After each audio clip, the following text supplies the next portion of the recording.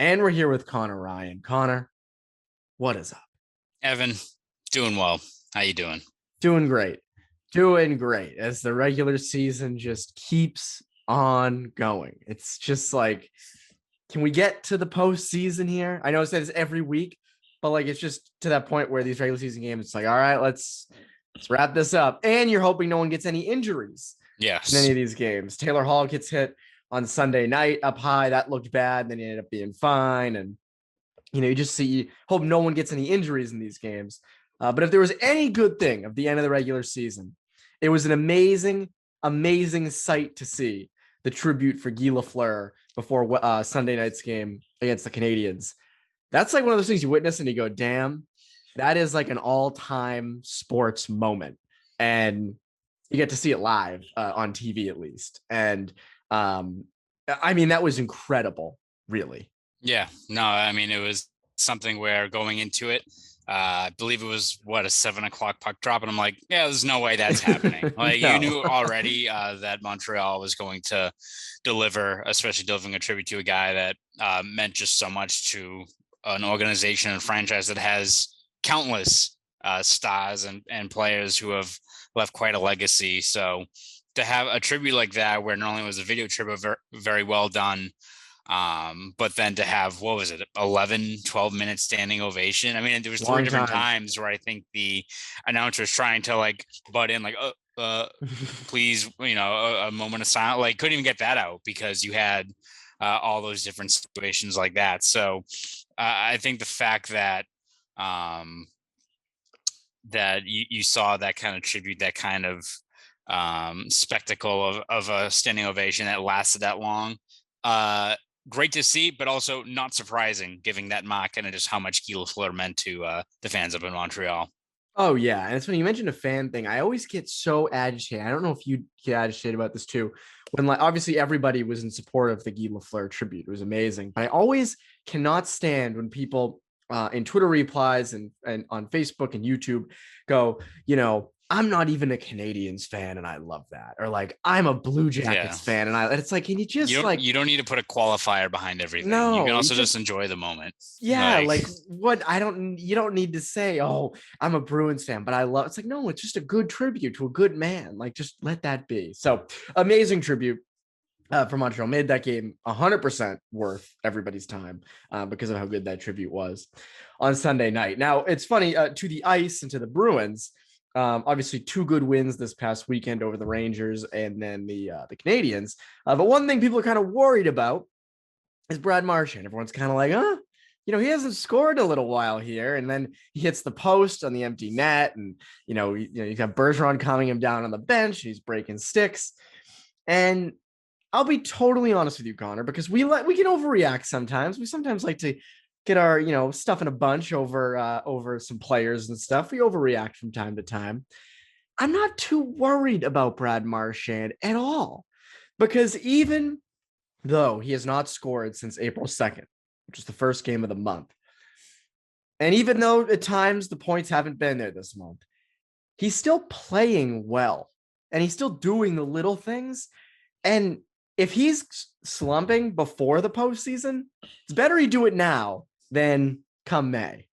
Yeah, no, exactly. I think you even look at that game against Montreal where some good and some bad in terms of him maybe getting a little bit too mixed up. The one thing I think that Bruins fans don't want to have happen is Marchand letting that frustration boil over and get into a situation where he gets in trouble. I think you looked at that. That's I think it was the that one high thing. stick against Anderson. That's the thing you have to worry about. It's just not letting that build up. And obviously he's frustrated. He saw you smash his stick. He's very, he's hot on the bench. You just hope that doesn't spill out into him doing something, dumb where he gets kind of the red brain or what they call it when these guys get in that moment and they kind of lose it. Pulls a knife on Jonathan Huberdeau. Yeah, like that's the last thing you want to have happen, just letting that frustration boil over into something that takes him out of games going into the postseason. That's the worst case scenario. I don't think that's the real tangible fear. I think probably the most realistic thing that Bruins fans are worried about is just this slump extending into the playoffs. But as you said, it hasn't been perfect, but you're seeing some parts of his game starting to round back out with that. If he keeps on playing this style of play, keeps on generating these grade A looks, goals are going to come eventually. I mean, you even look at that game against Montreal leading up to it, even though he kind of got frustrated as the game went on, he kind of orchestrated that first tally from Bergeron by pretty much just driving to the net, fighting through contact, bringing the puck into grade A ice. And you have, again, you got Patrice Bergeron and Jake DeBrusk as the finishers on that line. Chances are going to be there. So even if maybe he's not scoring goals, he's still contributing. He's still generating assists. He's still creating good opportunities for his line mates. And at the very least, that's what you want from them in that top line. So definitely you'd like to see him have a goal or two here down the stretch, maybe make you feel a little bit better.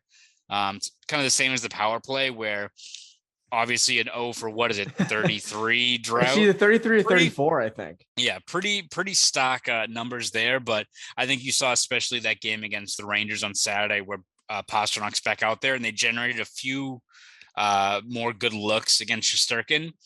See more of that. You know, it's kind of the same thing where you'd like to have them have a game where they score 3 power play goals, but they're generating more consistent ozone pressure, generating more grade A chances. You at least feel better about that unit going into the playoffs and eventually it's going to break out. I imagine it's the same with Marchand, where I don't think he's going to have a 4-goal game over these last 3 games, but if he keeps on, stringing together strong performances, extending ozone play, I think for Bruins fans, it's all about just having him feeling confident that sooner or later the dam is going to burst, and for the Bruins, you hope it's in the playoffs. Yeah, again, like it's all happening before the postseason. That's the thing. This is not round 1, right? And where Marchand's playing terrible, the power play isn't showing up. Like then that would be an issue. But I even look back at April. Now, granted, there was a 3-game losing streak in there. There was some really inconsistent play between the Detroit loss and the Ottawa loss, which obviously 2 teams you shouldn't be losing to. But even with that, they still have went about 7-5 right now in April so far, I believe. If you can, I mean, granted, 7-5 is not amazing, but if you can do that without your best player producing at all and your power play as like the worst in the league, and you're still finding ways to win, I look at that and I go, you know what? Like that's indicative of a team that can kind of overcome some adversity. And that's not me with my big Bruins glasses on. I think that's true. You look at the depth in the lineup, and this is something I want to get to later where we compare this Bruins lineup to past Bruins lineups, which is always very, very fun. Kind of a little homework activity. We had to go back and study and look at things. But again, I don't think the struggles are worrisome. Who knows though, Connor? When you get to game 5 of the first round, Marchand's, -4, no points. The power play looks terrible. The Bruins are down 3-1 to, the Carolina Hurricanes. And we're sitting here going, you know what? We were wrong. It went on longer than it should have. Another good thing though, or a better thing, speaking of someone who's coming out of a slump, Swayman. Jeremy Swayman, I mean, granted, it doesn't look like Linus Ullmark looked tough as nails in there against the Rangers on Saturday. So I don't think, unless something drastic happens over these last few games, I don't foresee Swayman at least getting it. I don't see him getting the nod for game 1. But it's a good sign because Cassidy keeps saying they could use 2. It's a good sign that he's finding his game again. Yeah, it's a good problem to have. As you said, I think right now, barring what happens over these final 3 games, I'd imagine that Linus Ullmark gets the game 1 stat against whoever they end up playing. But if you're the Bruins, regardless of whether or not you had a definitive guy set to go in game 1, you'd much rather have a situation where you have 2 capable goalies ready to go and have the decision be, all right, who do I go with, as opposed to, oh shit, is Linus Ullmark still hurt? Then we have to just roll with Swayman, who's flipping still coins back there. Goalie Bob is flipping his quarters. Yeah, exactly. You'd rather have it be 2 options you pick between and have to make that decision, as opposed to just rolling with one guy, whether it be Swayman because Linus Ullmark was still hurt from that Ottawa game, or a situation where, all right, we have to rely on Ullmark, who playing great, but also his first postseason because Jeremy Swayman has really been struggling with his game. And you don't really want to throw him into that fire. So the last thing you want to do is have a guy who's maybe struggling down the stretch and be like, okay, here's Carolina. That's here's Florida. Yeah, it's not conducive to, I think, to a player's success if you're putting them in a spot like that. So the fact that Ullmark, as you said on Saturday, was fantastic against the Rangers. Great to see, because even if for a position like that that's so hot and cold, I think it was to be expected. There's going to be 1, at least some rust, or 2, the expectation that it's going to take Ullmark a little bit more time to build his game back up after missing a couple of games. So for him to play like that against a Rangers team that's very good, was very encouraging. And as you said, I don't know if he's not on that heater that he was maybe in the post-Rask retirement thing where it was a 930 save percentage in 10 games. But the fact that he's at least, stringing together 914, 915, 916 save percentage, something around that level, shows that he's at least steadying his game and putting himself in the spot to at least be in the conversation for what the Bruins do in net come the postseason. Now we get to the fun part. Now we get to our little activity for today. We get to do a fun little game because I've been not sick of it, but the regular season has been very slow to end and the storylines have been kind of the same. I don't want to keep repeating myself with certain things. I don't want to keep looking at Carolina and New York. So I want to take a look at this Bruins lineup against past Bruins lineups because I think I texted you and Ty this weekend. In the sense that I have two takeaways from this lineup right now. Number one, I do think this lineup is better overall than last year's. I think it has a case to be better than the 2019-20 lineup. I think it has a case to be maybe even better than the 18-19 lineup, which is tougher because there's parts that are better, parts that are worse. It's kind of what you value more. So why don't we take a look at each lineup and kind of see how they match up? And, you look at this Bruins lineup and you got Marchand, Bergeron, DeBrusk as line one. You got Hall, Pastrnak as line two. You got Frederick Coyle Smith as line three. Foligno, Nosek, Lazar, or you could put McLaughlin in there somewhere. He certainly played himself into that role. I don't know if you saw that behind the B footage of Mark McLaughlin in his dorm room. I just think that's amazing. Just the idea that he goes and scores goals in the NHL and then drives home to Chestnut Hill and goes into his dorm room. I think that is just spectacular. Truly the life. So we can go year by year with each line. And we'll do top six and we'll do bottom six because guys have interchanged. And you look at this year's top six, right, with Marchand, Bergeron, DeBrusk, Hall, Pastrnak. I think the main takeaway from that would be that there's more depth scoring there, right? You're not getting the first line putting up 90 points, but you are getting production from your second line. You look at 2021, Marchand, Bergeron, Pastrnak, Hall, Krejci, Smith. Do you think this top six is better than that top six? No, I don't think so. I think last year's top six was better. I think, I think at their full level when you had, I think it helps this year that you have DeBrusk, rolling and activated and engaged. I think it's close, but I think you look at the fact that you had that top line intact, which again, probably the proactive move to split up, the Marchand, Bergeron, Pastrnak line, but still really, really good. And you looked at last year that Hall, Krejci, Smith line was a wagon. That team, that line was a force at 5-on-5 play. So I think you look at just in terms of maximizing the offensive capabilities of that top line or of that top six, I'd probably give last year's team the slight edge. This year's been helped out again, as I said, with DeBrusk playing well and Holla being a great find. Is he better than Krejci? I don't think so, but still, he's done more than enough to fill in that spot there. He successfully missed the puck. Yes, exactly. He did what he did a Marchand, except he actually ended up, burying it. So again, it's close, but I think in terms of top ceiling and of what you're getting out of that top six, I'd still go with the 2020-21 Bruins in that regard, just in terms of top six. Yeah, I know. I see that, especially with Smith. He played really well alongside Krejci and Hall. I just look at the move of Pastrnak down to that second line as something that's really good. It's funny, if I had to pick a second line, if I had to go Hall, Pastrnak versus Hall, Krejci, Smith, maybe this is recency bias. It might be recent because obviously David Krejci, I think, is better than Hall, but Hall is producing and he's done it now for months. And I think Pasternak's a better flank on that right side than Smith is, just because he's Pastrnak. That's something against Craig Smith. And Hall, I think this year has been more comfortable. He's worked well with Pastrnak. I might give it to this year. Obviously, Marchand, Bergeron, DeBrusk is not as good as Marchand, Bergeron, Pastrnak, but I just think the depth of having Pastrnak on that second line, I think works. Let's go to 1920 because I think this could be interesting. So obviously, what the top six this year is. 1920. I'm going off of game one against the Hurricanes in that summer, which there might be one change here. Marchand, Bergeron, Pastrnak is line one. DeBrusk, Krejci, Kasha is line two. I forget who went in after Kasha got injured.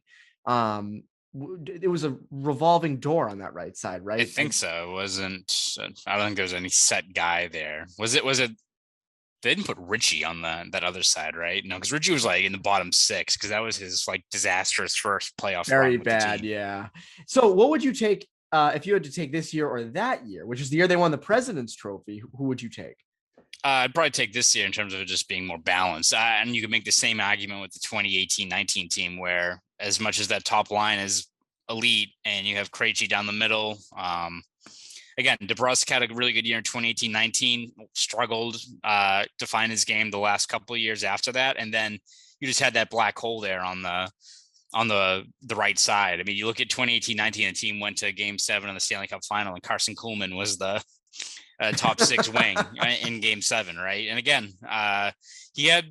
It's funny because he also kind of can paint that with a wide brush in terms of Kuhlman, where he fit into that lineup, but also had a pretty good playoff run. Had that snipe against Jordan Binnington. Like there was rationale behind it. It wasn't just like, the Bruins putting like Mark McLaughlin in for Game 7 of 2021. Like there's generally always some reasoning behind that.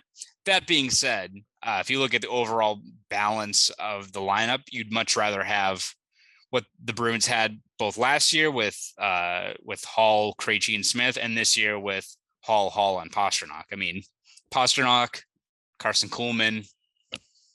Yeah, I don't know. Cool, I'd man. probably take David Pastrnak. Yeah, probably would. So I agree. And I think it's the same with 18-19, Backus and Kuhlman on that right side. I think you take this year over that. Now we can go into the bottom six, which is very interesting. This year, I'm going to go with Frederick Coyle Smith as the third line. It seems like that's what it's going to be for Game 1 at least. And then I'll say Foligno, Nosek, Lazar. But I think McLaughlin could slot in there for a Foligno. He could slot in somewhere in there, so I will include him. Comparing it to last year, Richie, Corrali, Coyle is that third line. I forget if Coyle played the middle at all last year. I don't recall. Coyle at 3C, I believe so, right? Yeah, but Corrali, I remember going into the playoffs looked really good as a center, so they had him there too. Yeah. So I guess we'll go with that as the third line.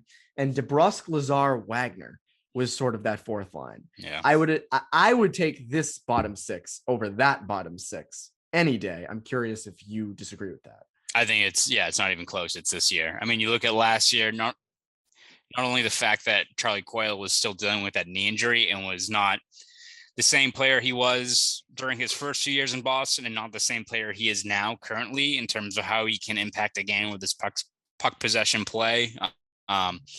That's made a world of a difference. Obviously, you've got a guy like Lazar who's had a strong season. Nosek's been an unsung contributor on that fourth line. And they've also had other guys that have slotted in that have impacted the game positively, especially on that fourth line. Even you could make the argument that a guy like McLaughlin or Bleed might be a better fit there as opposed to Foligno. Like, I don't think Foligno's going to get bumped out of the lineup, but you look at what they brought, especially a guy like Bleed. Again, not reinventing the wheel. He's not going to be flashy, but you know what you're going to get from him. And he's even had pretty solid offensive production for a fourth line guy. I think he has 6 goals and 12 points in 30 something games for fourth liner. Pretty good. And you look at last year too, whether it be Coyle being hurt, you didn't really know what to do with DeBrusk, and his game was really tailing off. And then even guys on that fourth line who were stalwarts in years past, like Wagner and Corrali, be it injuries or what have you, just their game was tailing off. So it was almost kind of like the 2015 Bruins, where you had guys that a few years ago were key cogs in your team that started to really tail off and was hurting the overall product on the ice. So for this year, I think when you look at that third line they have now, even though it's maybe tailed off a little bit, when they're on their game, Frederick Coyle Smith is a great third line and is a line that really needs to get that traction back going to be a key mismatch, I think, in the postseason. And then, the fourth line, even if maybe this isn't the top configuration, the Bruins have many options they can turn to. And as we've seen every single year in the playoffs and the grind that comes with it, I think it's safe to assume they're not going to just stick with Foligno, Lazar, and Nosek throughout it. It's going to be guys cycling in and out of the lineup. Guys are going to be banged up. So you're going to need a lot of other guys to step up, as was the case in 2018-19 when you had, Achari, Corrali, Wagner, and Nordstrom all played key roles for 4 guys on a 3-man unit. So you could have the makings of that again this year. So I think when you look at, especially maybe comparing this current team to last year's, I give the top 6 a slight edge, but what puts them over the top, I don't think the bottom 6 is remotely close in terms of just how much better and more well-rounded this team is compared to last season. It's the same with 2019-20, I think. Your third line was like Richie, Coyle, Bjork, Nordstrom, Crowley, Wagner were kind of coming off that really good year in 18-19. 18-19, though, you had a good bottom 6. You had Johansson, yes. Coyle, Heinen, yes. Nordstrom, Chara, and Corrali and Wagner. I think that's the closest. I think Craig Smith. I think the comps would be Craig Smith to Johansson and then Heinen to Frederick. I think Frederick is a little bit better at kind of coming in on the rush and forechecking. Heinen might produce a bit more. Smith, I think, is a little bit more reliable than Johansson when it comes to putting up points. So maybe I give the edge to this year, but 18-19 took you all the way to the cup. So like, that's also the other thing, like that bottom 6 worked. So let's move on to defense, because I think defense is where it gets really interesting. So this year I'll go with Lindholm, McAvoy, Grizzly, Carlo, and then Forbort, Clifton, because Mike Riley's played himself out of it. But Mike Riley is the 7th defenseman, so you can put him at 7D. Compared to last year, Grizzly, McAvoy is the top pairing. Riley, Carlo. And again, Riley, I think, is an interesting one because Riley was pretty good going into the playoffs last year. Looked like a sure fit. And then Lozon and Miller as that third pairing. What would you take between this year and last year? It's very tough. I think if you look at high-end skill, maybe I'll look at through the lens of if they're playing up to their capabilities, because if that's the case, then I think it's this year. Because, yes. I mean, I think Lindholm and McAvoy is a dynamite top pairing. McAvoy's taken another huge step this year, and even though he hasn't played that much, Lindholm, easy to notice the difference he brings to this team. He's a legit impact player. So I think that in itself puts them probably over the top. Look at Grizzly, Carlo. If they're playing to their capabilities, that's a great second pairing. It just hasn't always manifested itself this year, whether it's Grizzly not being with McAvoy and kind of the benefits of that, obviously, or I think Carlo's the big kind of equalizer there. That's a guy that you need to be playing at a top level, especially when you get to the playoffs and the PK work and the matchups that he's going to face. And even last year in the postseason, I wouldn't say it was a sterling, playoff run for Carlo. It wasn't like the 2018-19 run where he was dynamite with Krug in the playoffs, but still you lost Carlo and you saw how it all kind of unraveled in that Islanders series. So even I think his presence alone helps him out quite a bit. You just like him to maybe put out a lot more fires in the D zone, which hasn't really been the case this year. So when they're playing at their level, they're great. And then third pair, it's a bit of a wild card, isn't it? I mean, it is. I will say that I think Forbort's cleaned up his game quite a bit down the stretch here. And again, he's not going to be flashy, but you saw in some of those PK shifts, and you're going to see a whole lot of that, those high pressure situations against teams that can bury you in a hurry with their firepower. You look at Carolina, you look at the Rangers on their power play. You have to face Florida down the stretch. A guy like Forbort's going to be relied on pretty heavily. So he brings value. And then Clifton, again, it's kind of a wild card, but I think you're kind of encouraged by what you've seen from him over the last couple of games, right? He kind of sat out there as they tried to experiment with that Forbort-Riley pairing. Did not work out. No. But since then, Clifton's come back, and I think Clifton's one of those guys where plays pretty well, kind of hits that like lull, gets sat, and then comes back out and gives you that same level again. It's kind of the ebbs and flows of kind of the Cliffy hockey experience. Cliffy coffee. Yeah, exactly. The Cliffy hockey experience. But I think you've seen the last couple of games, whether it's being a little bit more assertive with the puck, he's had a couple of assists, or just picking his spots well when it comes to delivering a solid hit and taking a guy out of a play. You're seeing a lot more of that. So it's tough because I'm viewing it from the lens of if these guys are playing to their level, and you haven't seen that at all, at all times this year with a guy like Carlo per se. But I think when you also add in the fact that McAvoy's taken a big step and Lindholm's there, that's already a super pairing that can keep you afloat for half of a game, the way they play. So if Carlo and Grizzly, regain their play and get that chemistry back going, you've got the makings of still a very good decor that at the very least is going to limit those grade A chances and get the puck out of the D zone with ease throughout a playoff run. Yeah. And I'm not gonna go and compare every single D pair since 1819 because I think going on and on just gets kind of like the same stuff. I will say in net, obviously you would take Rask. Last year, though, with Rask injured, you might take a healthy Olmark and a healthy Swayman over a guy like Rask, but most 19, 20, 18, 19 take Rask. The one thing I will ask when it comes to the end of this conversation, who do you think is better for McAvoy? Is it Lindholm this year, or is it the 2018 to 2020 Chara, who was older, who could still, shut guys down, but he just breaking the puck out wasn't his greatest asset. The age started to show a tiny bit. I'm curious who you would take, because even though Lindholm has not played a lot with McAvoy yet to the level that Chara obviously had, I don't know. I have a tough time picking against Chara, especially in those times. But it feels like Lindholm might be the more actual kind of a fit.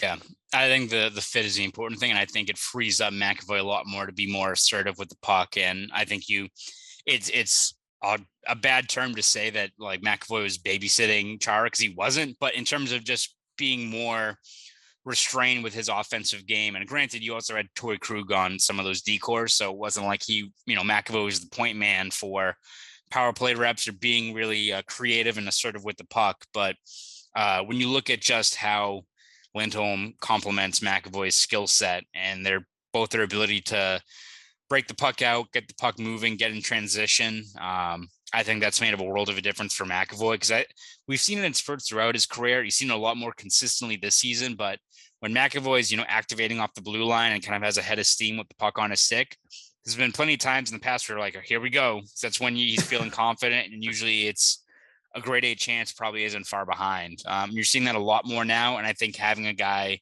in Lindholm who complements his skill set, but also has the frame and the ability to log heavy minutes to keep up with McAvoy in that regard as well, which maybe was one of the flaws with a guy like Grizzly, for example, of, again, complements him very well, but is he built to be a top pairing guy? So it's tough because, again, you don't want to really go against Chara and, what he meant to this team and his importance to bringing a guy like McAvoy along. But in terms of overall fit and getting the most out of McAvoy, I think I'll go with Lindholm. Yeah, no, I would too. It's hard to do it. It's hard to go against Chara, though. My second point, though, on the lineup thing, and I'll just kind of make this quick.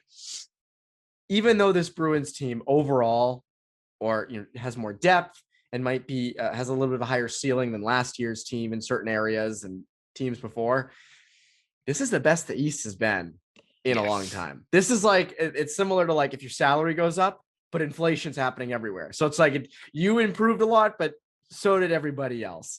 And I think that's one of the things with this team where it's tough for them, where like they might have more depth than last year. They might be better in the top six than the 1920 season when they won the President's Trophy, but they do not like the field is so much tougher, right? The Hurricanes and the Rangers and the Penguins, and in the Atlantic, you have the Panthers who are a wagon, and the Lightning and the Maple Leafs have gotten better. And you look at that and you go, damn, that's going to be a really challenging gauntlet. So whoever makes it out of that, kudos to them. But this Bruins team is better than they were in past years in certain areas. But so too is the conference it plays in, which is very difficult. But anyways, Connor. But also, what about goaltending?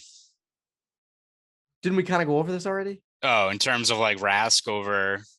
Well, I said I would obviously take Rask in 18 and 19 and 19 and 20 over this group, probably. Yeah.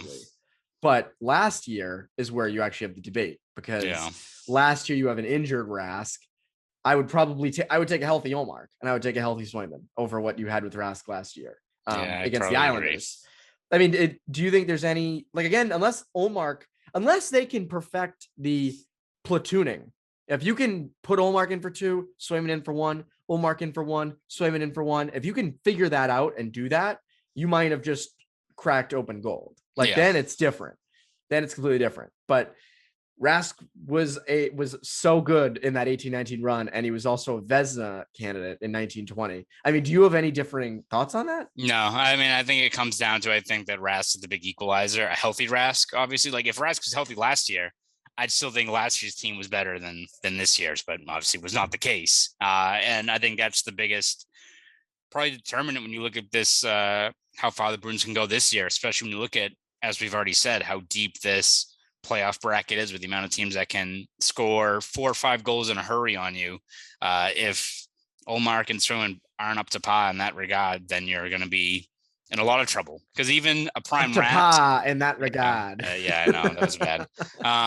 But even like a prime Rask probably have his hands full with going up against Carolina and Florida and all these teams that are in this playoff bracket. So it's going to be tough with Ullmark and Swayman for sure. But if they're up to, not going to say up to par again, up to the task, then it stands a much better chance of going on a run. But I think that's the big equalizer there in terms of just how far this team can go and how they stack up against other Bruins teams in the past. If they can master the art of platooning 2 goalies with no playoff experience, they can go as far as they want, because you're not getting, if you're Ullmark or Swayman, you're not getting 7 games potentially against the Hurricanes. You're getting like 3 or 4. So then it's different. Then it's completely different. But that is yet to be seen. They don't pay us to make those decisions. That's for Bruce and goalie Bob and all of them. It's for us to criticize and analyze. That's what we're here for.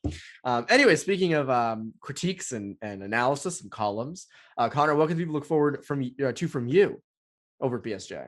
Yeah, as you said, critiques and columns and previews and all those things will be over at BSJ over this final week of the regular season. Then we can finally look ahead to the playoffs, see who the Bruins are playing, start our series breakdowns, our look aheads at that. We still have a few features we're planning on rolling out over the next week or two.